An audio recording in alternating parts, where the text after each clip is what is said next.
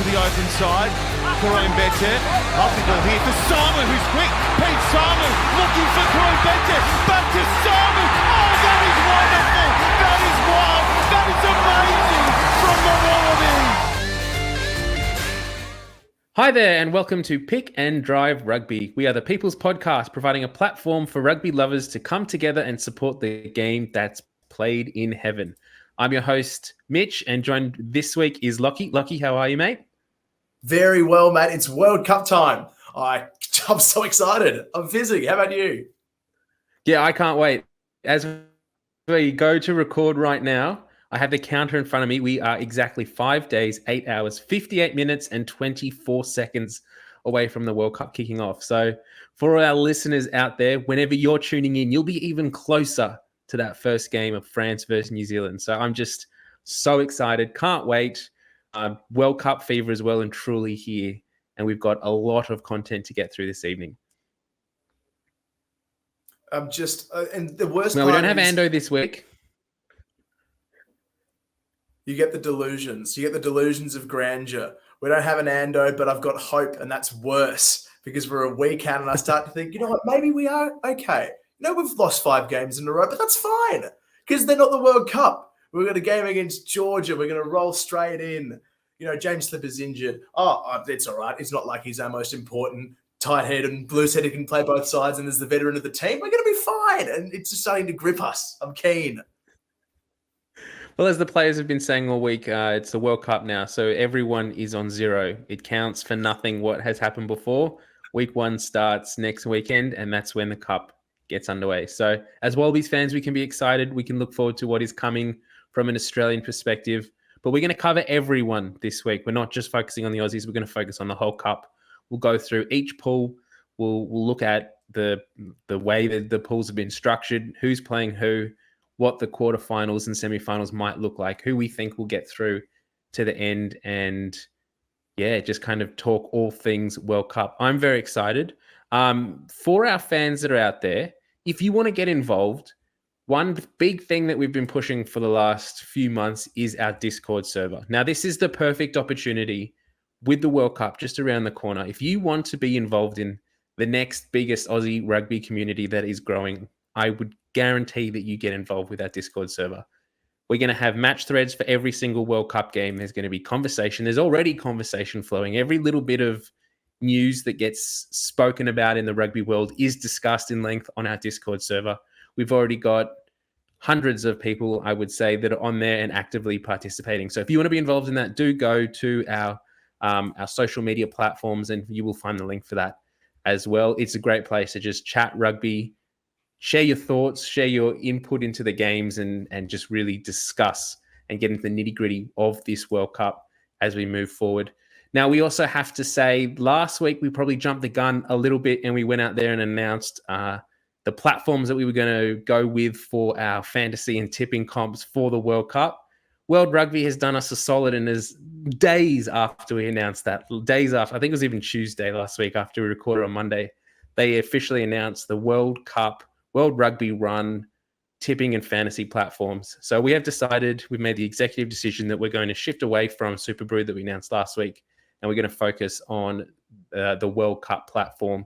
It's a little cleaner. It's a little bit easier to understand.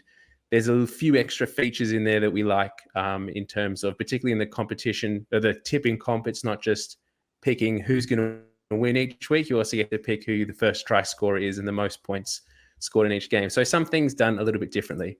If you do want to get involved, we've got 2 new comps to do that. So if you're interested in joining our tipping comp, go to the World Rugby website or the Rugby World Cup website, make an account. You can either search for us for just typing in Pick and Drive Rugby Tipping, or we have a tipping code. The code is GN36NKB74. Now that's for our tipping comp. We also have a fantasy comp if you want to be involved in that. Again, similar, like the tipping comp, go to the website, make an account, search for Pick and Drive Rugby. We should come up. If not, you can also type in 7TVBOMGC, and we should come up there as well for you. If that's all a little bit too hard, just go to any of our social platforms and we'll have the links on there as well. So just to recap, we're not doing Super Brew. We've shifted away from that platform. We are going with the official Rugby World Cup tipping comp for the World Cup this year. And do please get involved and see if you can do any better than Lachie and myself. Lachie, a lot of talking from me. Anything you want to say before we dive into the World Cup preview? No, I'm just excited. We're going to go pool by pool, give a couple of highlights through, pick out who we think is going to make a big difference, and hopefully give you a pretty good overview of what's to come over the next 2 months of rugby. I can't wait. Let's do it. Let's get into it then.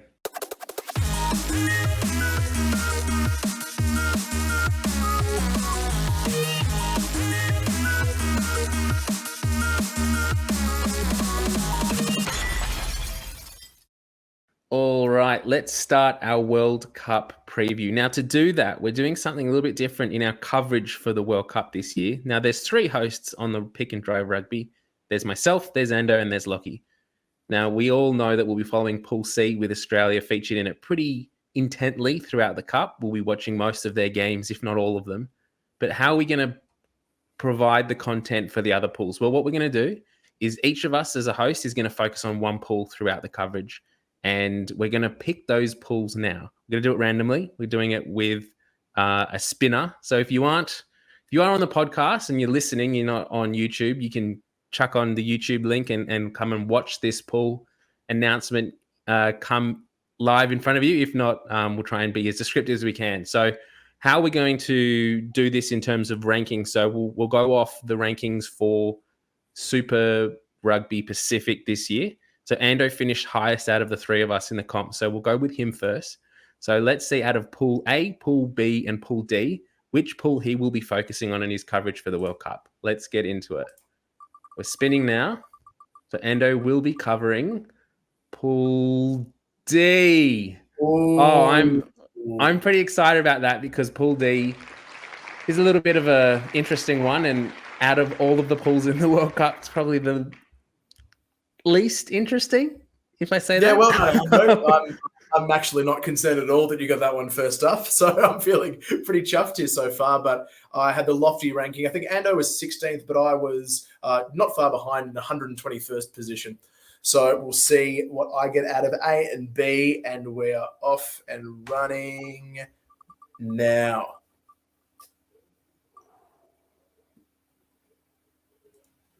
And it's Pool B. He's got the good one. South Africa and Ireland. He's got the good one. And Tonga. And Romania, those poor bastards. Oh, they're going to have a long couple of months. All right, yes. So you'll be covering Pool B, and that leaves me covering Pool A, which we've all labeled the Pool of Death. So that will be an interesting coverage. But let's dive now into our actual World Cup preview. And so how we're going to do this, we're going to dive through all of the pools. We'll break them down in detail. We've got some questions that we're going to focus on.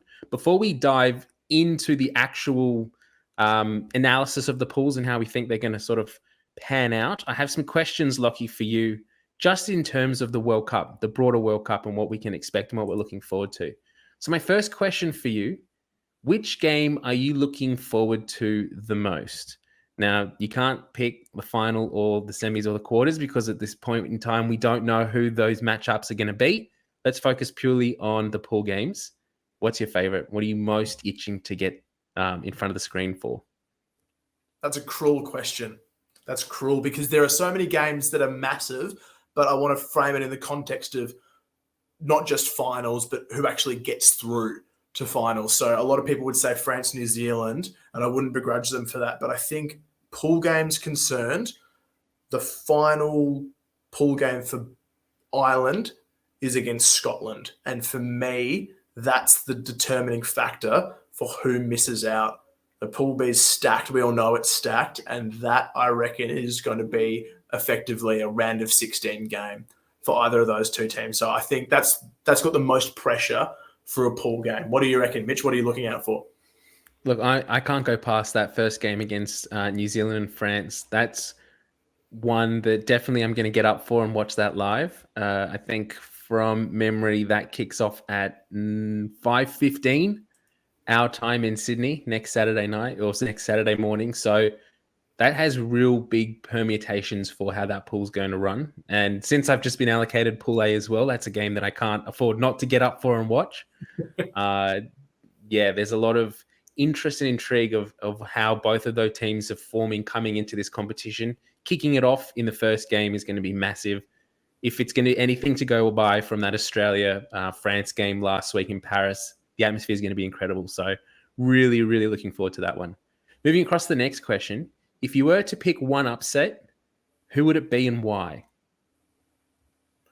This one's cut and dry for me, and it's in the mighty, mighty Pool D. It's going to be covered by our gorgeous co-host Ando, and it's Samoa beating England. There's a feeling in the waters after Fiji got up.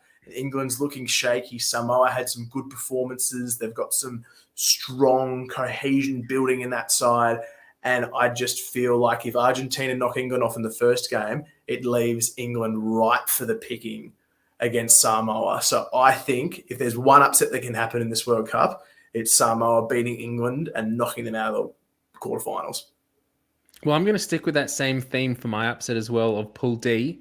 And I'm going to go with Japan beating England as well. So I think this could be a bit of a disastrous World Cup potentially for England. And if they do, as you say, lose to Samoa and they lose to Japan as well, geez, it's going to be a pretty horrendous time for all our English fans out there. But let's see if they can turn things around and not necessarily go down that path, hopefully.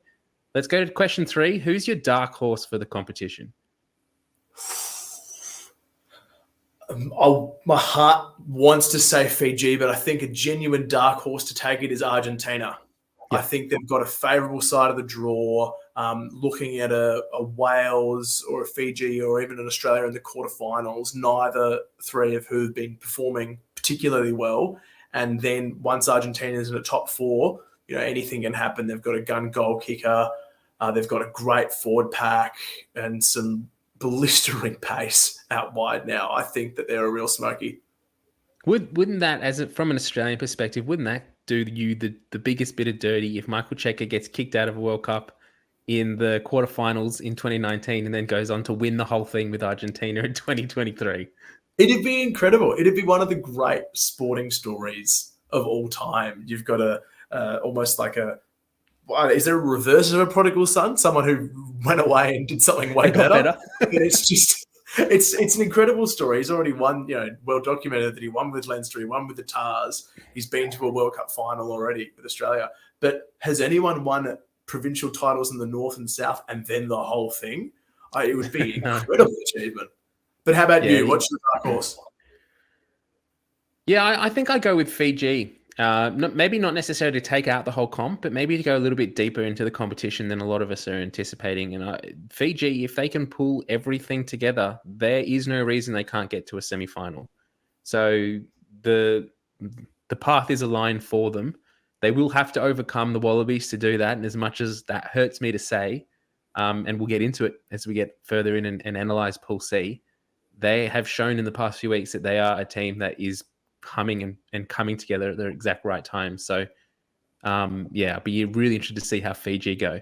Let's finish off these questions before we dive into our full-on preview. And if not Australia to win the Cup, who would you like to see? Who's the next country you want to see lift it, if not the Wallabies? I'd love to see France win one. Honestly, I feel for France. They've played in 3 finals through their World Cup history. They've lost all 3. And they've had their moments, and now at a time when they've backed youth since 2019 and taking that young squad through Japan and suffering a pretty unfortunate quarterfinal defeat to Wales, they've built so well, and now at a home tournament after a Six Nations in 2022, running really close this past year, they're primed. They're primed to do well, and I think it would be fantastic for world rugby to see a brand new winner in that regard. So as far as spectacle's concerned, a host win in France would be amazing. I'm going to go with another European team, and I'll go with Ireland. I think if Australia aren't going to be able to get through and lift the trophy, then I would love to see Ireland do it. Just the way that they've played rugby over the past few years, going to New Zealand last year and beating them on New Zealand soil for the first time, and for the first time in so many years that a team has come and beaten New Zealand in a series at home. was outstanding. And we have seen from from Ireland, historically that they peak right before a World Cup and then end up sort of falling to pieces once the comp kicks off, and they end up, I think, what is it? The quarterfinals is the furthest they've ever gone, if they've even made it that far. So for them to continue their momentum the way that they've built over this past few years and get to a semi-final and hopefully to a final would be awesome to see them lift the trophy. So that's who I'd love to see do it as well. Let's get into our preview now. So how we're going to do this, we're going to go through each pool A, B, C, and D. We've got some questions that we're going to focus on as we go through the pool. So the first one we'll focus on is the predicted placings, how we anticipate each pool finishing. What are the crucial games and matchups in each pool? Which players can we keep an eye out for, or what performances or big players of note we're going to expect from the teams in each pool? And are there any potential upsets that we could see on the cards? We've already spoken a little bit about that in the past, but we'll do that in a wider context in each pool as we get into it. So, Lachie, I'll throw it over to you. Pool A, take it away. Alrighty, Pool A. Now, just in front of you, if you're watching, the pool as it was seeded, New Zealand on top with France in second seed, Italy third, Uruguay fourth, and Namibia fifth. And that's just about how it's going to play out, except you can flip those first two because France is coming out on top in my book. I think we all know that this, as far as pool's concerned, is the lap pool. Is everyone swimming up and back, and there's only two that are going to win and get up the front, and that's France and New Zealand. So it's who touches the wall first, and it comes down to that first game. So we're seeing France just pip the Kiwis in that opening game in my book, and really none of the other teams hold a candle to them. I'm excited to see the game between France and Italy. I think that's going to be a good contest, especially if the French are knocked off in that first game, which I'm not predicting, but if it could happen, then they're playing for their life against Italy, and the huge amount of pressure would be on them. So a couple of big games there, but I think it's how you see it. France finish out on top. New Zealand qualify with them. Italy misses out, but they get that crucial seeding for the next World Cup. And Uruguay and Namibia, I'm keen to see how they play out because Namibia has never won at a World Cup, and Uruguay coming off their big win over Fiji in 2019. So I'm really excited to see that one. I actually love to see Namibia break their hoodoo and end a long World Cup win drought. I think that'd be a great narrative out of this pool. I'm really interested to see, obviously, that first game, New Zealand and France, it's going to be a lot tighter than I think a lot of us expect, particularly with the announcements that's come in the past week of some of the players that aren't available through injury. So Dante, the centre for France, who we saw last week against the Wallabies, was so crucial in setting up that victory for them, has been ruled out of that first test. So that's going to be a massive challenge for France to overcome that injury and name the best centre pairing that they can around that. And they would have been hoping that all of their best players would have been available for that first test. It's unfortunate that we're getting so close to the Cup now and that not everyone is available. We've already lost... What's the fly half? We've lost Ntamack. The French are also that's it.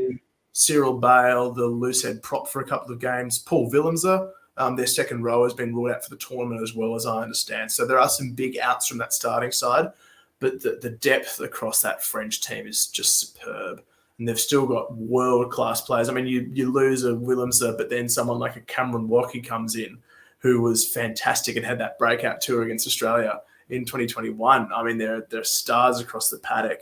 And even without Dante, you've got Ardavisson, you've got Gaël Ficou, you've got stacks of French Six Nations winners who are ready to step up and own this home tournament. So massive games coming up. New Zealand missing Tyra Lomax, they could be for the first game or two after the big gash on his leg against South Africa. Obviously, they're still waiting on news around Brodie Retallick. I mean, there are so many ifs and buts for this first game, and I think it's going to be really tight. I can't imagine there's more than a kick in this. So whoever's brought their sharpshooter, I reckon they're just stealing this one. Will be a 3 or 4 point margin. It's really interesting when you look at the way that this pool has been structured and the schedule. When you compare the path that France will take in this World Cup compared to maybe the Wallabies, it's sort of opposite in a sense. So France play New Zealand first. That's their crunch final game in this pool. First up, all the pressure's on. World Cup opening ceremony happens. they play straight away, kick off to open up the cup. Then they play, so first games against New Zealand, they play Uruguay, Namibia, and they play Italy last. And as you said previously, if they do lose that opening test to New Zealand, that Italian game becomes really do or die for them. So it's interesting to see that how their preparations will go when you compare it to a team like Australia, who come in not necessarily playing the two hardest teams first. They play Uruguay, they play Georgia in their opening game. So expectation, coming in as the hosts, as the potential favourites, whether France can rise to the occasion and overcome New Zealand, who we've seen have been so good over the past few years, have been the benchmark in world rugby. It'll be really interesting to see if they can front up and win that first game. Yeah, 100%. And there's so many good players that we can look to through this pool as well. Just off the bat, we've got those injuries, but I look at the French side and I see the form backline outside back in the world in Damien Panel is going to be the star of that show. Everyone's got eyes on Captain Dupont, but Panel has been outrageous over the past 2 seasons in particular. His short kicking game, his ability to break the first tackle, I think it's a nightmare for anyone trying to mark him. So I can't wait to see him in action. I think he'll likely, because he plays on the right wing, I imagine he'll be setting up on potentially a Mark Talea or someone like that, two of the best attacking wingers in the world at the moment. That could be an amazing matchup to start with. And then other stars across this pool, Ange Capuzzo. Italy's flying under the radar. No one's expecting them to get out of this pool. But tell you what, if France drop that first game and Italy pick up some momentum and that's their knockout game, that's effectively a round of 16 match, and expect the likes of Capuzzo and Bruni and Tommaso Allen and Michele Amaro, these young stars that have been building as a unit over the past few years. I'm really excited about what a player like Ange Capuzzo can do in Pool A.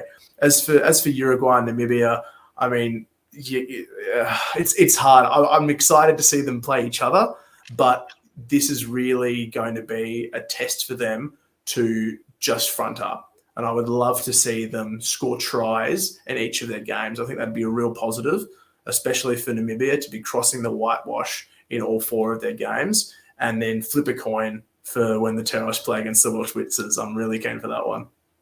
Well, I guess Uruguay have shown from their performance in 2019 that they're not a team that you can take lightly. And that's what Fiji did, and they ended up losing that game against them. So not to say that New Zealand or France will take them lightly and rest. You'd expect some rest and rotation. You need that in a World Cup. You can't expect to play your top 15 or top 23 every single week all the way through the Cup. That's just unsustainable. But Uruguay aren't a bad team, and they have proven that if you take them lightly, they have the ability to beat you and to particularly up front, keep it in tight and push and maul and play the tight game really well. So it will be interesting to see how they go. I expect maybe not potential upset, but I think Uruguay will come closer to some of the top teams, Italy, France, and New Zealand, than we might be expecting, particularly if there is a lot of rotation in those players. Jumping back to a player to keep an eye on in New Zealand, as we've come to expect over the last few years, I'm really looking forward to seeing how Richie Mo'unga goes at number 10 for New Zealand. We've seen that the past few tests for the All Blacks haven't been their best performances, but Richie Mo'unga, as always, is outstanding. And even in a losing New Zealand team against South Africa a few weeks ago, he was a shining light for them. So he's a type of player that is good when he's playing bad, and when the world stage is when they're on the world stage, he just takes things to that other level. So really excited to see what he can do at this World Cup. See how the whole New Zealand team really respond to the pressure that is being put on their shoulders at the moment. Yeah, I totally agree. And if there's another person from that Kiwi lineup that we need to see stand up and own the world stage, it's Ardie Savea. There's a lot of focus on Sam Cane, but he's your skipper, he's your 7. I think that's just the way that Ian Foster's backing. But Ardie Savea, who has dominated the Southern Hemisphere for so long now, is yet to deliver, in my mind, the resounding Northern Hemisphere performance that etches him into Kiwi folklore. He had a great run through 2019, but obviously they went down in the semi and everything was derailed from there. But if Adi Savea can match up against the French pack, that is huge, especially their back row. You've got Croix and Olivier and Greg Aldrit, these man mountains in the back row. Can a smaller, more dynamic player like Adi Savea break this open? Is this the time where he becomes, goes from All Black captain and icon to All Black legend? He could do that by leading the pack through this tournament. And for New Zealand fans out there listening to the podcast, there is a bit of a transition happening in New Zealand at the moment. There are a number of players that we've come to expect and see consistently in an All Blacks jersey that will be hanging up their jersey at the end of the year. So Sam Whitelock, Brodie Retallick, Aaron Smith, these players that have become stalwarts for New Zealand over the past, 15 or so years, no longer after this tournament are they going to be playing for the All Blacks and playing their rugby in New Zealand. So it'll be interesting to see how they respond, what type of tournament they put in. And in some ways, it's a bit of a changing of the guard for New Zealand. We've got a mix of experienced players who are finishing up their careers. You've also got younger guys coming through as well who are starting to, like Sam Roydgard, who's pushing Aaron Smith every single week for that starting position and getting better and better the more minutes that he gets. So it'll be really interesting to see how New Zealand manages all of the games in their pool and if they can send off their best players in such a way like they did in 2015 and 2019 with Dan Carter. Geez, I'm getting all the names wrong today. Dan Carter, Richie McCaw going out on a high. Yeah, 100%. I mean, Cam Roydgard's going to be a star of the future. We know that. But there's one person in that All Blacks team that deserves a special mention as much as it hurts me. Sam Whitelock gunning for a third World Cup. It would be one of the great rugby stories if the glue of that All Blacks pack for over a decade is able to get it done. And we've seen he's still got life in the legs. He had a fantastic shift through the Crusaders finals campaign in Super Rugby. He is the seasoned campaigner. And if he goes through and they go deep enough, I believe that at some stage, either towards the end of the pool stage or in quarterfinal, he will become the most capped All Black of all time, I think, regardless if they make quarterfinals. So just a huge bugger you from a Bledisloe perspective, but he's been an incredible player for so long. And I think if you're a young second rower, having an icon like that in world rugby to look to for a decade of excellence and consistency, you don't get a lot better than Sam Whitelock. And Beauden Barrett is another player as well that we need to throw out there. I don't think we might see him back in Super Rugby at some point, but I don't think we'll see him at another World Cup, particularly with some of the concussion issues that he's had recently and just the age that he's getting to. So there will definitely be Barretts involved in New Zealand rugby for many years to come, I expect. But Beauden, who has put in, is this his third World Cup, if not fourth? He's just been, he's been an outstanding performer for them for the past 15 years as well. So really interesting to see how he goes in this tournament and how much game time he does get with Fozzie in charge there. Anything else you want to say about Pool A, or should we move on to Pool B? That pool's done. Let's get to the World Pool. All right, Pool B. South Africa, Ireland, Scotland, Tonga, and Romania. What are your predicted placings or finishing spots in Pool B? Exactly that. Exactly what it says on the tin. I'd love to back a Scottish upset. It boils me to think that the Scots won't make it through in back-to-back years, that they'll be knocked out. But I think that's where this is heading. South Africa is going to progress. I'm not certain in which position, but I do think it's going to be first. And then it's whoever wins that Ireland-Scotland game. We mentioned it off the top. That's my most hotly anticipated pool game, because it is, in effect, a knockout game. And that's the critical one. So I think I'd probably get the job done. But in Pool B, there's a world where the top three and even the top four with Tonga all give up a game to one another. I can see a world where Scotland pulls a cat out of the bag and beats South Africa in the opening game to global fanfare, but then drops the ball against Tonga. That's not outside the realm of possibility for a team like Scotland.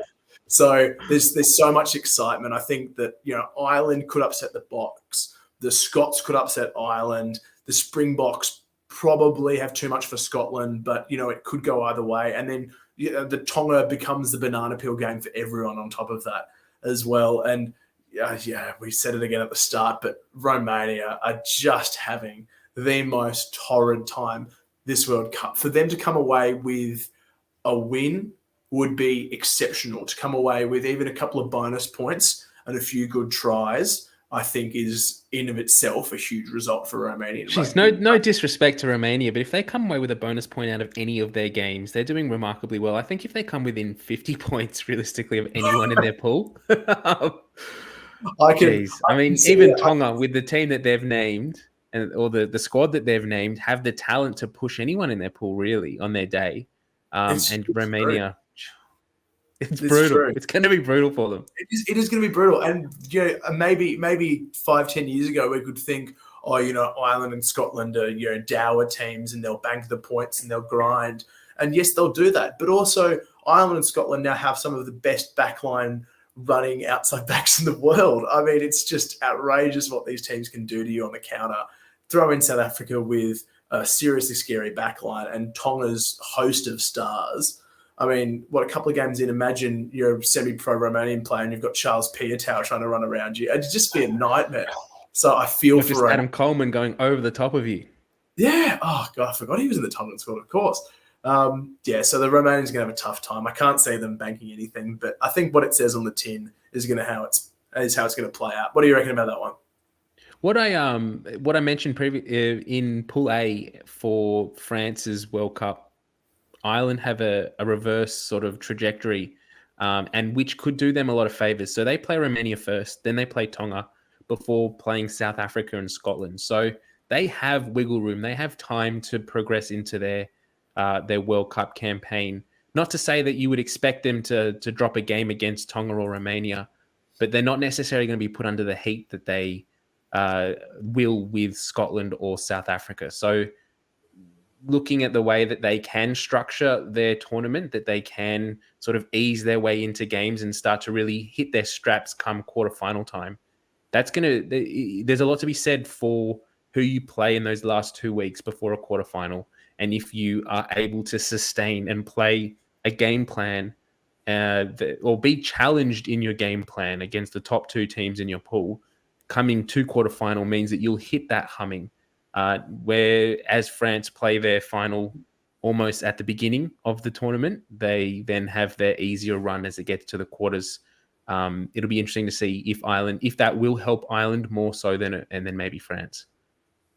No, I agree with that. And I think Ireland do have that favourable one. In my mind, it's always better to build through the pool and then have those tests at the end. But the immense pressure that Ireland could find themselves under, they cruise through the first fortnight and they drop a game to South Africa, it's do or die against Scotland. Yep. I think that's the way it's going to play out.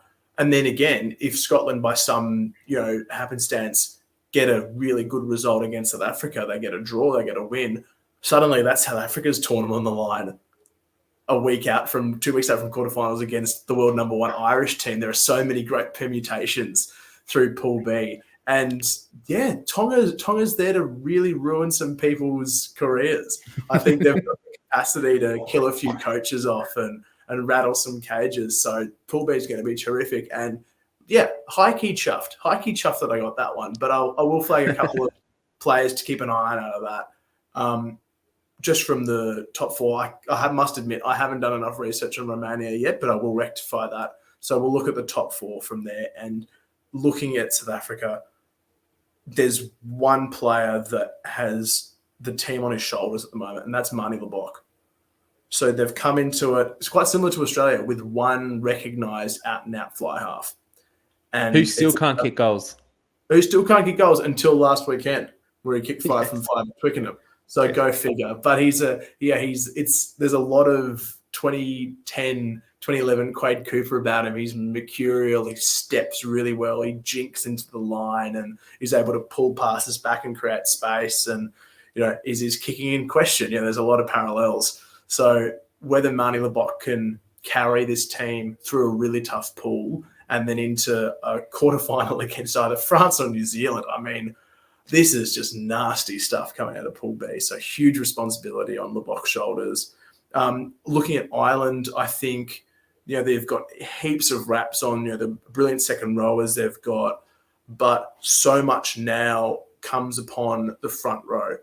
So Keane Healy's been scrapped out of this tournament, and you look to a player like Andrew Porter, who is the anchor of that scrum, but is also one of the most penalised props in world rugby, especially through the past few Six Nations. Great around the paddock, but he's been suspect there. So, does he come under immense pressure from the box pack? Absolutely. They're going to be targeting him all day. So he's critical to their chances of progressing. And if Ireland go down to South Africa and it's do or die against a Scottish pack that's improving, you've got people like Xander Fagerson who are ready to rip in and ruin your day up front. So Andrew Porter, to me, is key to Ireland's path forward. And then finally, over in Scotland, that centre pairing of Sione Tuipulotu and Hugh Jones, the Huey Pilotu, that's critical. That's critical. It's a great tag, too. I really like the one that they've come up with in Scotland. But you've got the job of containing, really seasoned centre combinations to Ireland with, Bundy Aki, Ringrose and Henshaw. And then you look to South Africa and they've suddenly rolled out Andre Esterhazen, who is enormous. Kanan Moody is suddenly a world-class 13, even though he's only 20 or 21. And if they don't work, we'll just roll out Damien Delende and Jesse Creel, who've won a World Cup. So, I mean, they've just got stacks of talent through the centres. And if Huey Pilotu can keep it together for Scotland, they're going to be the key to getting a quarterfinal berth that I think they deserve, but I don't think they'll get. Yeah, that's and looking at both Pool A and Pool B, there are 3 teams in each pool that would deserve to make a World Cup quarterfinal, and 2 of those teams aren't going to make it. Scotland and maybe not so much deserve, but Italy on their day could probably do some damage to a team in a quarterfinal. But the way that everyone's talking about how the pools have been formed, when you look and you particularly get to Pool C and Pool D, as we'll get to in a minute, there is a real chance, it will happen, that either South Africa, Ireland, New Zealand or France won't make it past a semi-final, when they undoubtedly are the best teams in the world at the moment. It's tough to think, and I don't think anyone would begrudge if the draw had been different and we saw France, South Africa, New Zealand, and Ireland in the semis. I think that's probably a good reflection, seeing as though they're currently the top 4 sides in the world. And then Scotland, who are 5th, are now real underdogs to even make it out of their pool. So it's something that definitely will be reviewed, I think, going forward. And Italy, going back to them really quickly, I don't think they've ever played a quarterfinal. No, and that speaks volumes to how tough it is to actually get out of your pool regardless. So throw in New Zealand and France above them, and you're just thinking, we'll try again, 2027. We'll get there one day. One day. Anything else for Pool B, or should we move across into the favoured pool of the Cup, Pool C? Pool C, the paddle pool. I think this one's yours, Mitch.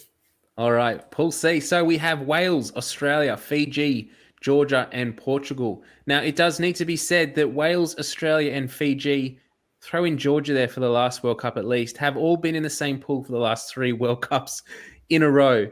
So, World Rugby, whatever you're doing, it's not working. We need to fix this up by 2027, which will be the next World Cup. So, let's get a little bit of variety in there. But this is the Australian pool. This is the pool that we're all interested in. This is where we come to really talk through our fears, talk through our trepidations of how this pool is going to pan out. Now, our predicted placings. Lachie, I'll let you go first. What are you anticipating how this pool's going to structure itself? I think it's my blind optimism covered with gold-tinted glasses, but I still think Australia's favourites to top it. I think Australia will go through in top seed, and Fiji will go through in second place, with Wales, Georgia, and Portugal all in that order. Obviously, the seedings had Wales on top, and they were very, very good when the draw was pulled in, I think, 2020, end of 2020 when it was drawn.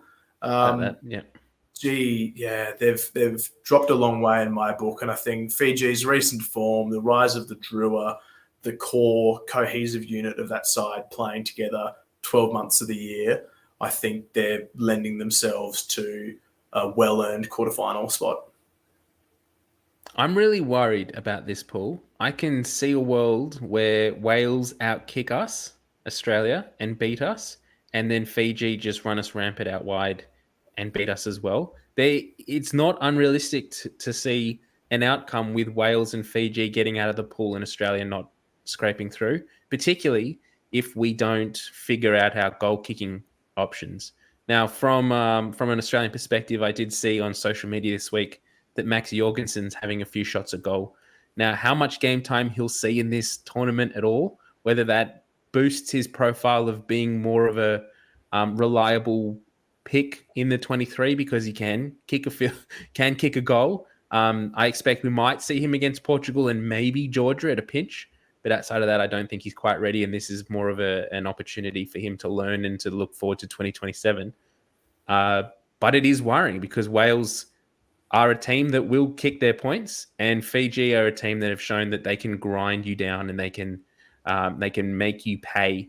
And some ways, Australian rugby has only got themselves to blame for the rise of Fiji over the past few years through their inclusion in the NRC, into Super Rugby with the Indrua, and now into our pool where they've just gone from strength to strength.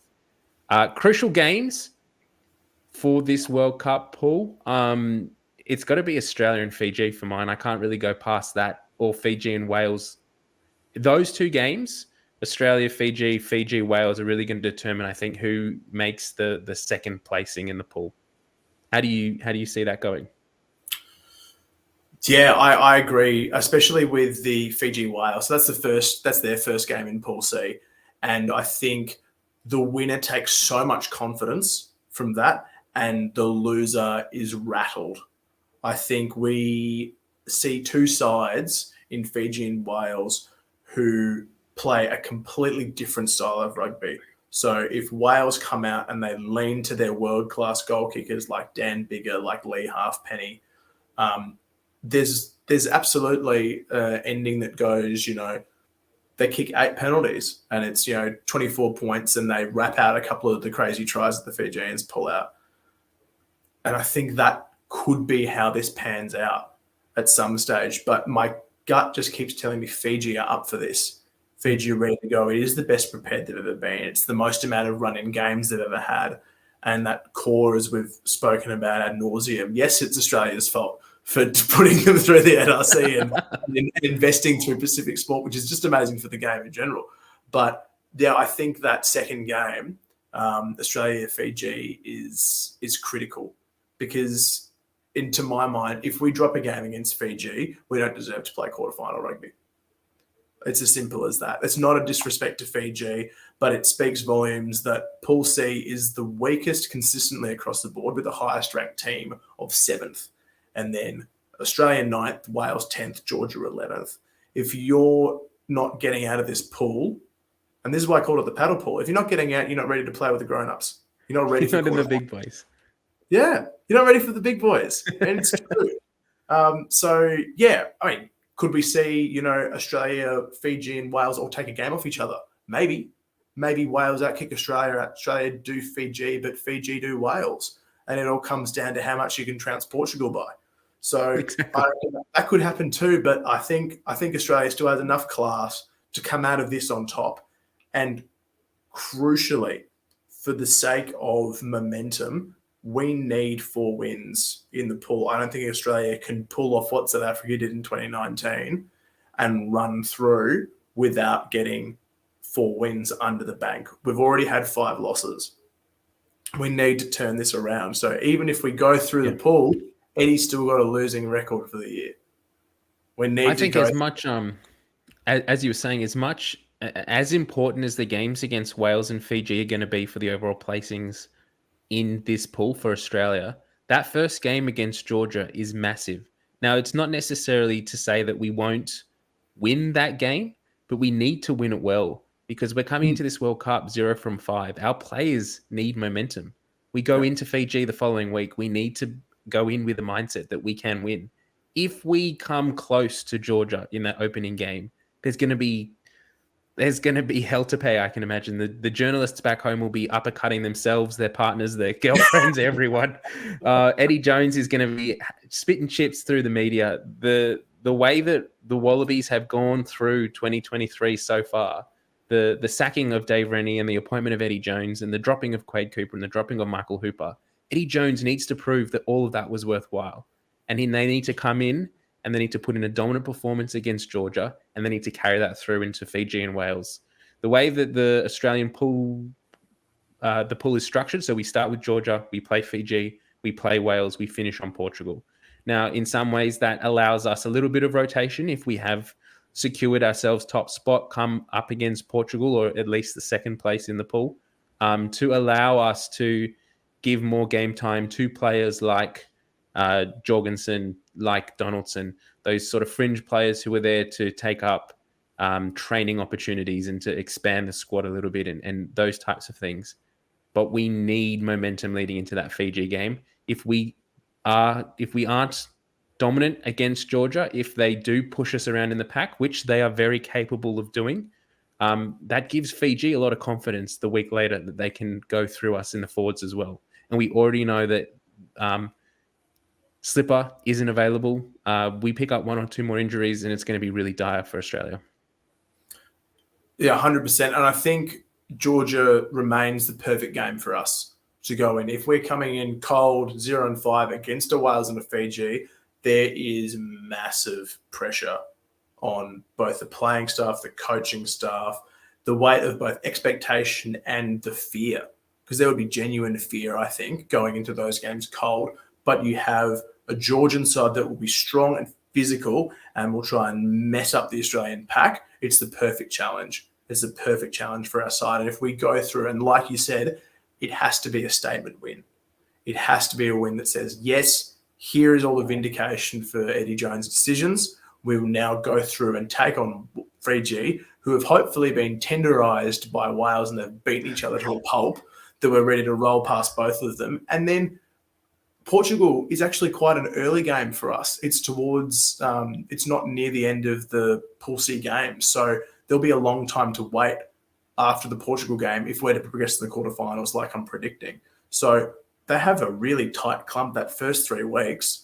They've got huge, huge mountains of work to get through. And I think Georgia remains the perfect start for us. But a couple of players to watch out of this, I think. I can't go past Carter Gordon. Carter Gordon. This World Cup is so important. I know we've already picked out a fair few fly halves, but it's a critical role. It is a critical role, and you've got a young man thrown into his first season of Test footy off a Super Rugby side that has struggled for wins, and he is yet to taste success in the gold jersey. I think his kicking average. There are a lot of players in this squad that are yet to taste success in a gold jersey. Carter Gordon's one of them. I'm really interested to see and how important and pivotal Samu Kerevi is going to be to our World Cup. Mm-hmm. We have already lost Lenny Katau, and we saw against France last week that our centre pairing was not up to scratch with Pataya and Feketi. And we know that we need to have Samu Kerevi available, and he is available for Georgia. And let's hope that he's match fit and he's ready to come in and just steamroll players, and that he doesn't give away a silly yellow card by palming someone in the face like he did in 2019. We can not do that. That'd be great. Just one other thing I wanted to chat about before we get into some of the other players outside of Australia. But Eddie Jones has been talking about this game plan that he's been hiding his cards close to his chest. This Georgia game is an example. We need to see a new style of play from Australia. If we are to believe what Eddie Jones has been saying, that everything has been a lead up to the World Cup, that he has some remarkable plan, whether it is to have wingers playing set 7 or 8 or packing in at scrums or flankers playing on the wing, whatever it is, he's got this new version of rugby that he's going to unleash at this World Cup. We need to see it in the Georgia game. If we come in and play a similar game plan to what we did against South Africa and just kick away all our ball, or if we come in and just have the possession stats against France but aren't able to execute and score as many points as we need to against Georgia, then there's going to be massive questions asked of what Eddie Jones has been doing, what he thinks, what his game plan is for this World Cup. is this team actually capable of testing South Africa, New Zealand, France, should we get to the final? So, yeah, I think this Georgia game is going to be a lot more important from the style of play, not just the outcome, but the style of play that this team presents in the pool. But back to some of the players that I'm really looking forward to in this pool. Fiji, there's just players across the board. We've seen them in Super Rugby this year. Khabossi, the boss man, back playing international rugby. We saw against England the other week how good he was just running over blokes. He's going to be fantastic. He's going to be a player that if you give him a centimetre, he'll take a metre. That we're going to see some massive points scored from him in this World Cup. Yeah, the outside backs are just ridiculous. I mean, the whole back line, in fairness to Fiji, is going to be so good. You've got Masai Lavu, a skipper. Actually, Yosefa Marcy has come in leaps and bounds with the Drua. So has Ravatamunda. And then, Vinaya Hambossi, Semi Radradra. These players are brilliant. And then the forgotten man of this stacked backline, Tuisova, sorry. Yep.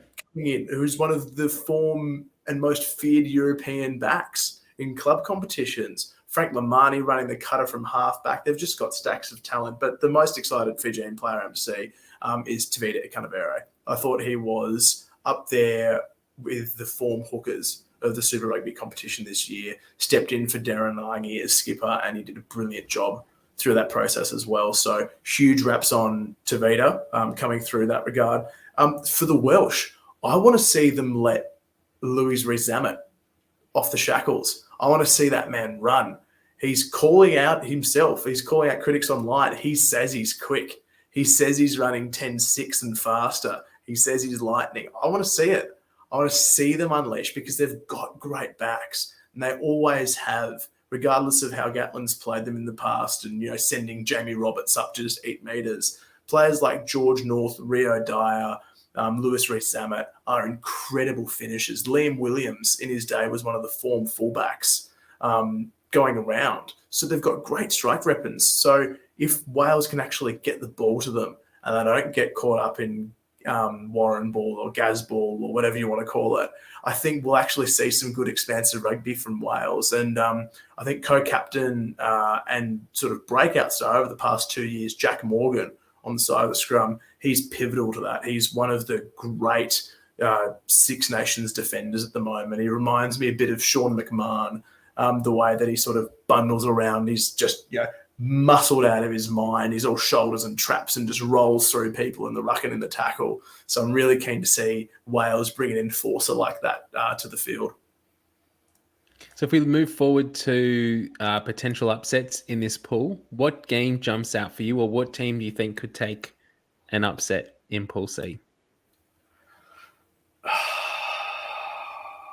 I see Georgia beating Wales again. I can see that happening because they banked a win. They did bank a win last year. There's no reason the Georgians can't believe they'll do it again. So I was going through all the variations of how this pool can play out if teams take wins off each other. I mean, I could see Wales beating Australia but losing to Fiji and Georgia. That's just the way this messy pool could play out. And I think the belief that the Georgians will have after beating Wales is massive, absolutely massive for them.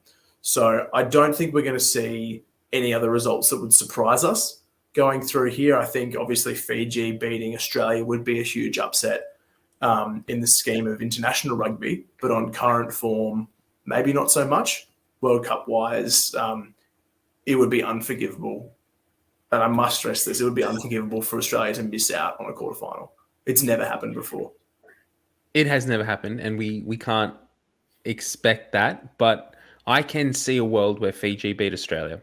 And if not for the talent that they have on the field and the game plan that they'll bring, when you look at the coaching structure that Fiji has named, they have insider knowledge of the Australian rugby system. Their head coach is Simon Raioului, who was Michael Checker's scrum coach in 2015, I think.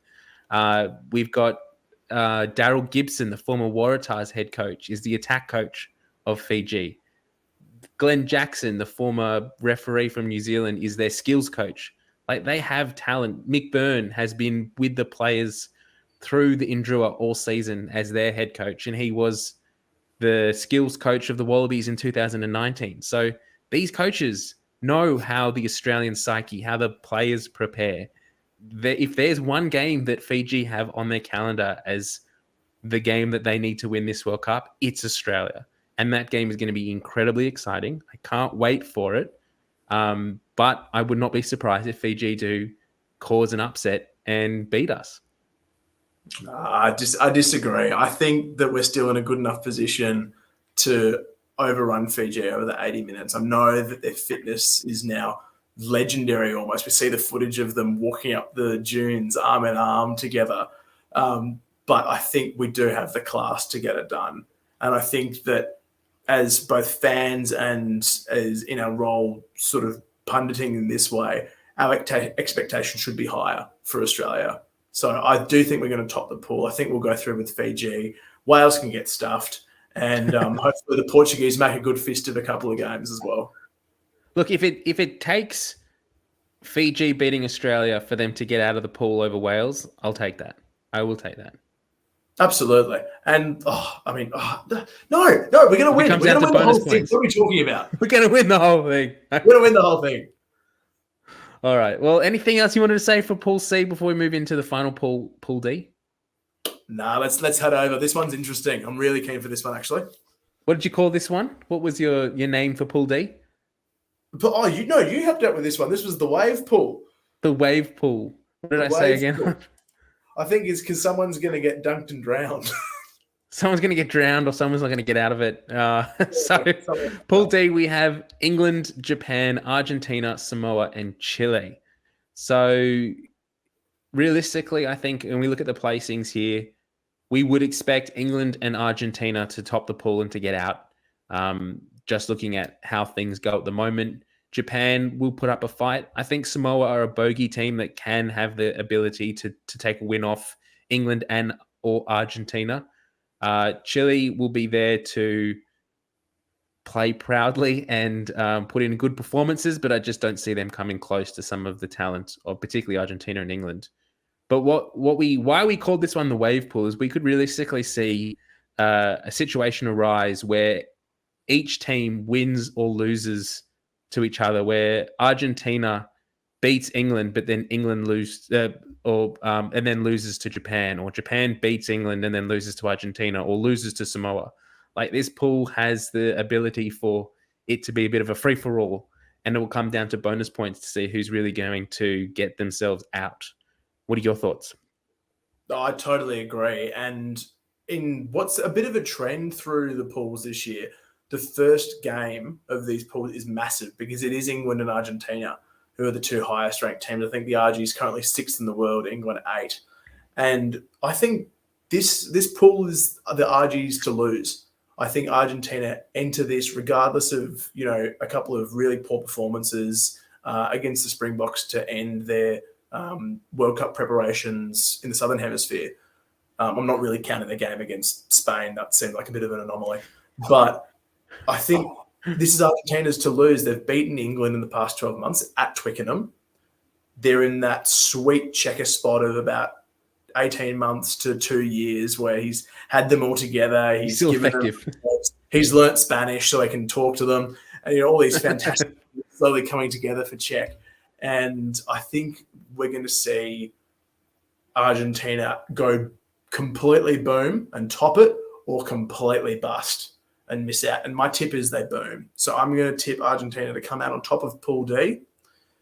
And I think second place goes to Samoa. I think Samoa get it done against England. And they're fighting for scraps with Japan at the end. Japan haven't convinced me in the past 12 months. Even in the past 4 years, I remember reading a stat quite recently that since the 2019 World Cup, Japan have won 4 of 23 games, which is shocking. If they're going to classify Japan as a tier 1 nation, that's worse than the Wallabies. That's atrocious. Just. So I think the RGs are best placed to take this one. England, if they win that first game, they're going through. Absolutely. I think whoever wins that first game almost puts one foot in the quarterfinals because of the way. Yeah, they basically secure a top spot. Yeah, in my mind. But Argentina take that first game, then they've got a red hot Samoa backed by one of a beloved Australian figure in Christian Lealiifano now wearing the blue of Samoa.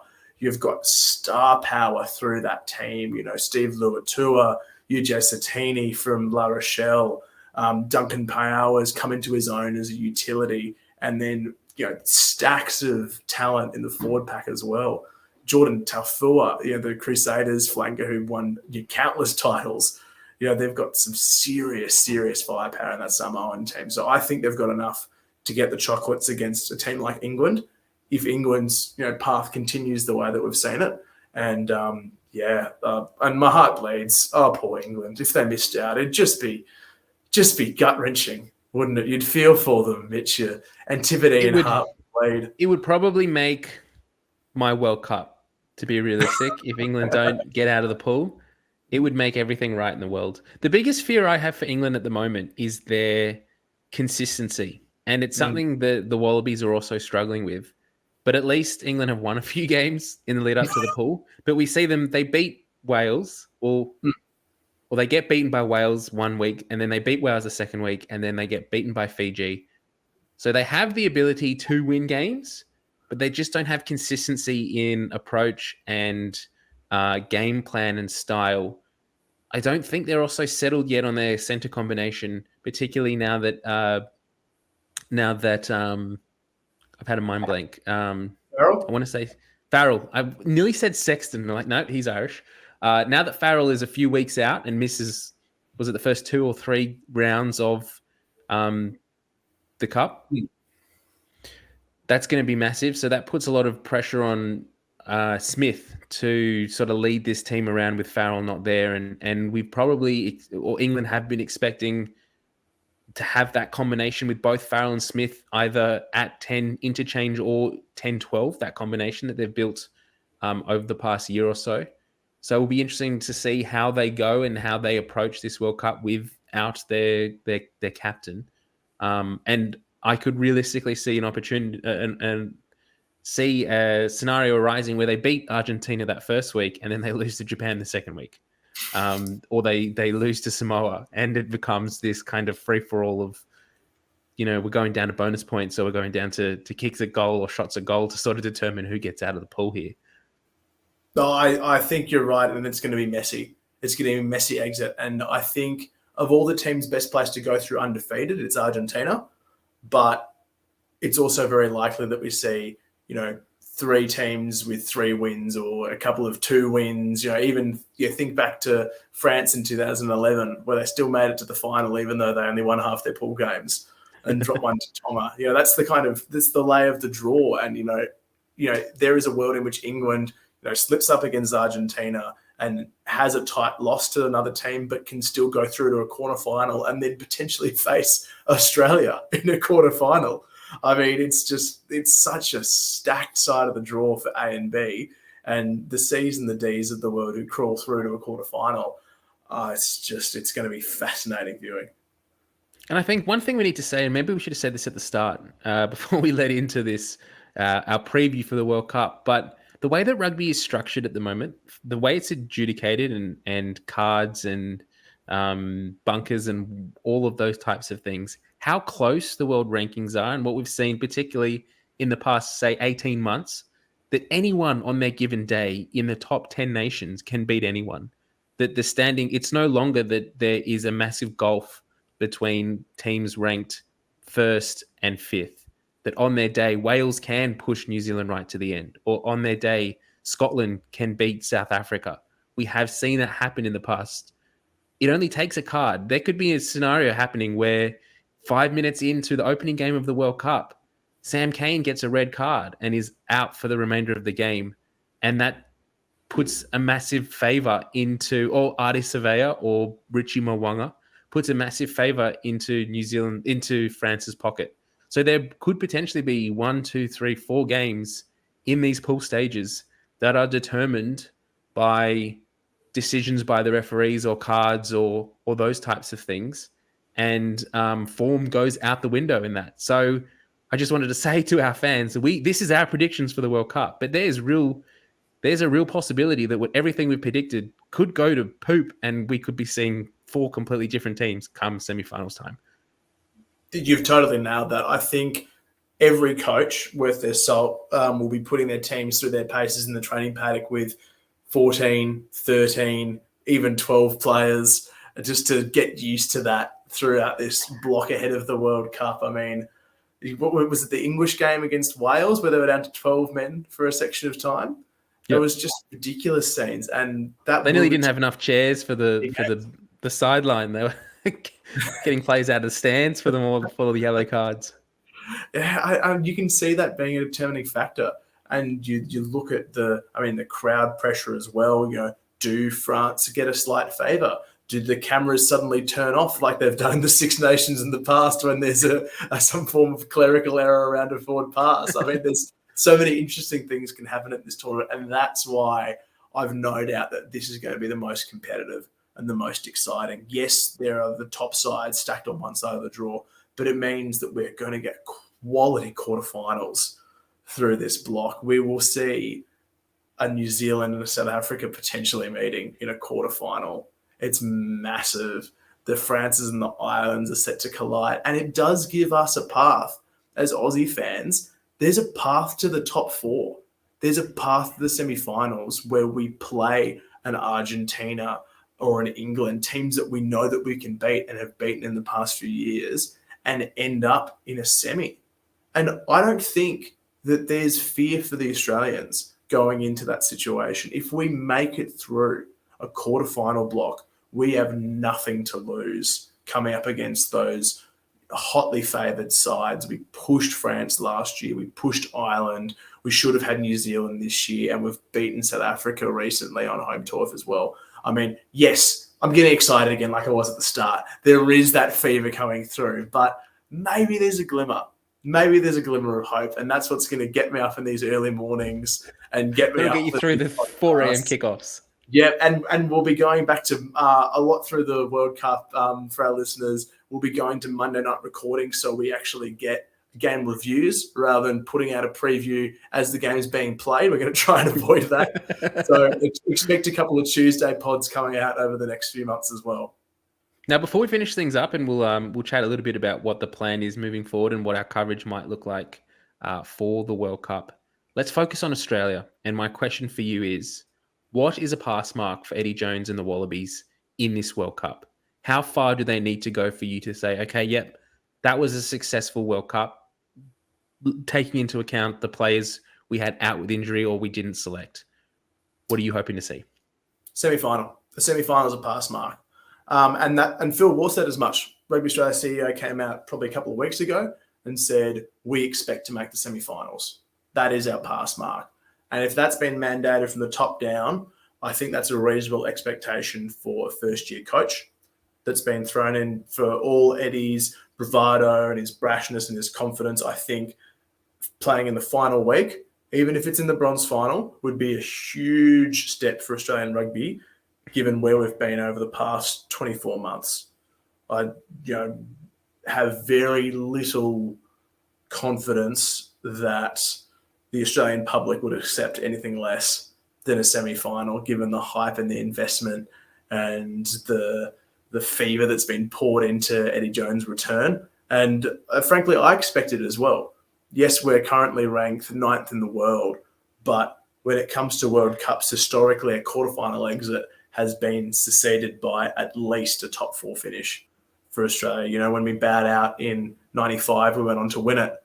The next year in 99, when we bowed out in 2007, we won a bronze medal in 2011.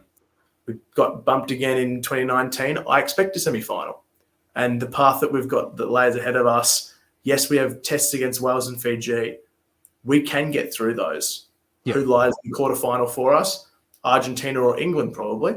Maybe Samoa. We can beat them. I know that we can beat them. I have that belief.